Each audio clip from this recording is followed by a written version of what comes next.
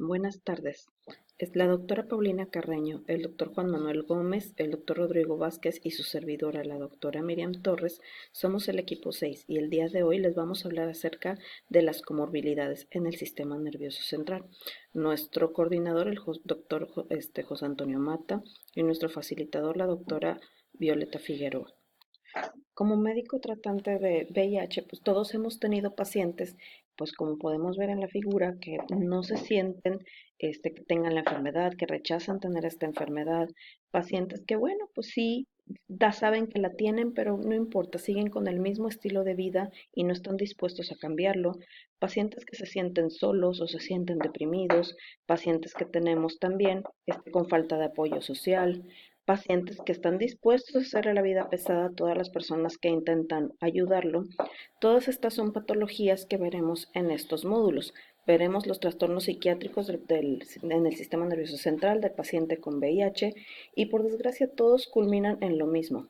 El paciente se deprime, retira a las personas que las rodean y retira sus medicamentos antirretrovirales. Se siguen exponiendo a los mismos riesgos y continúan sin dar atención a su enfermedad.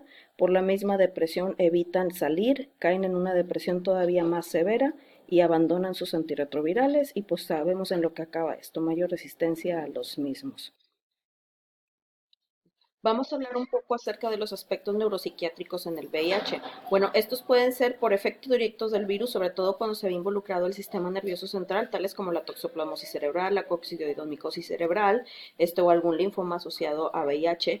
Puede ser también secundaria a afecciones psiquiátricas preexistentes, pues ya, como lo dice su nombre, ya con anterioridad antes de que el paciente tuviera el VIH. Incluso se ha demostrado que hay pacientes que precisamente por esas afecciones neuropsiquiátricas tienen VIH porque se expusieron a situaciones de alto riesgo por lo mismo. Trastornos afectivos como trastorno bipolar, un trastorno de depresión, las adicciones, sobre todo a la heroína, los inyectables, respuestas personales hacia la enfermedad como el aislamiento social, alejar a las personas que se encuentran a tu alrededor. Este tipo de pacientes pues son pacientes que se rehúsan a ser ayudados. Bueno, yo no sé en su consulta, al menos en la mía, con los pacientes que tengo más problemas son con las mujeres en este tipo de trastornos, sobre todo las esposas de los pacientes que tienen VIH y las fueron contagiadas ellas por sus esposos. En ellas tengo trastornos que no aceptan su enfermedad, por lo mismo no tienen buen apego al tratamiento, se mandan a clínica de apego, pero es muy difícil e incluso hay veces que ni siquiera quieren venir a la consulta o me dicen por teléfono que pues ya las dejé de estar buscando, que ellas no merecían estar así, que ellas no quieren recordar que tienen esa enfermedad y lo paradójico es que el esposo está en buen control, pero ellas no. Entonces, casos como este son los casos que tenemos que poner todavía más atención para poderlos ayudar y que tengan una mejor apego. Gracias. Bueno, de los trastornos mentales asociados al VIH tenemos principalmente el delirio, el trastorno cognitivo motor menor, la demencia asociada a VIH, la depresión mayor, el trastorno bipolar que incluye el estado depresivo y de manía, las dos, la esquizofrenia, el abuso de sustancias y el trastorno de estrés postraumático. Voy a hablar detenidamente acerca de las generalidades de cada una en los posteriores videos y iremos viendo cada una en específico. Continuamos con delirio. Bueno, el delirio ocurre en pacientes médicamente enfermos que pueden tener un daño cerebral o metabólicamente inestable. Es muy importante hacer en cuanto antes un diagnóstico diferencial.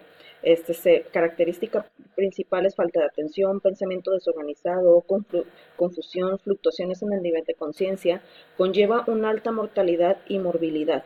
Recordemos dentro de la etiología del delirio vienen siendo en pacientes con infecciones. Siempre diagnosticar una infección oportunista cerebral, una alteración metabólica, una toxicidad por medicamentos, una enfermedad cardiovascular, una enfermedad pulmonar que tenga ahí alteraciones con disminución de la perfusión cerebral de oxígeno, traumáticos, por abstinencia al alcohol, y su principal diferencial es la demencia. La demencia es una causa importante de alteración neurocognitiva en pacientes con VIH.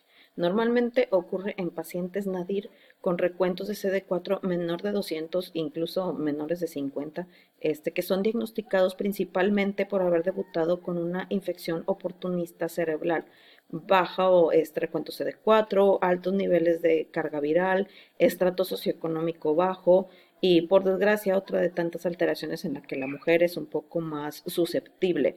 En estas pueden ser secundarias a encefalitis por citomegalovirus, leucoencefalopatía multifocal progresiva, toxoplasmosis cerebral, criptococo meningio, linfoma del sistema nervioso central, pero también puede ser secundario a anemias, al uso de drogas, sexo ilícito y demás. El deterioro cognitivo menor. Bueno, los síntomas son sutiles y a menudo pasan por alto. Son sintomatologías que llevan años con el paciente. Los familiares incluso no se dan cuenta porque son muy sutiles y van progresando muy poco a poco y se cree que progresa la demencia. Así como podemos ver en la figura, pues lo catalogan como un envejecimiento cognitivo normal y después nos ponemos en una zona gris y posteriormente ya propiamente la demencia, aunque todavía no hay pruebas en la que se demuestre que en realidad sí da una demencia, que es uno de los causantes de la misma. Bueno, ahora les voy a hablar acerca un poquito de la depresión mayor. Bueno, en la depresión mayor pues ha representado un problema en cuanto al VIH porque dificulta mucho la toma del tratamiento del mismo. Tenemos aquí los criterios de diagnóstico del DSM-5 para un episodio depresivo mayor. En estos tienen que estar un estado de ánimo deprimido o anhedonía y tener 5 o más de los siguientes síntomas, como un estado de ánimo deprimido, disminución notable del interés o el placer, pérdida de peso, insomnio, agitación psicomotora, fatiga, sentimientos de inutilidad o culpa excesiva, disminución de la capacidad de pensar o concentrarse, pensamientos recurrentes de muerte, y los síntomas causan angustia o discapacidad clínicamente significativas. Y el episodio no es atribuible a un efecto fisiológico de alguna sustancia tóxica. La respuesta a una pérdida significativa como duelo, pues esto no necesariamente se puede catalogar como un episodio depresivo o más bien un duelo es algo pasajero, sobre todo cuando recién inicia la enfermedad. Y la aparición de un episodio depresivo mayor no se explica mejor por un estado esquizoafectivo o de esquizofrenia y nunca ha habido un episodio maníaco o hipomaníaco, pero no se puede excluir en todos los episodios de tipo maníaco. Muy bien. Esto principalmente cuando nosotros tengamos 5 o más de estos, pues tenemos que canalizar al paciente a tratamiento psiquiátrico. Bueno, vamos a hablar acerca de la manía. Bueno, la manía, como conocemos, es un componente de la afección por bipolaridad, en donde el paciente tiene una impulsividad, juicios deteriorados, le agrada tomar riesgos, y voy a presentarles los criterios diagnósticos del DSM-5.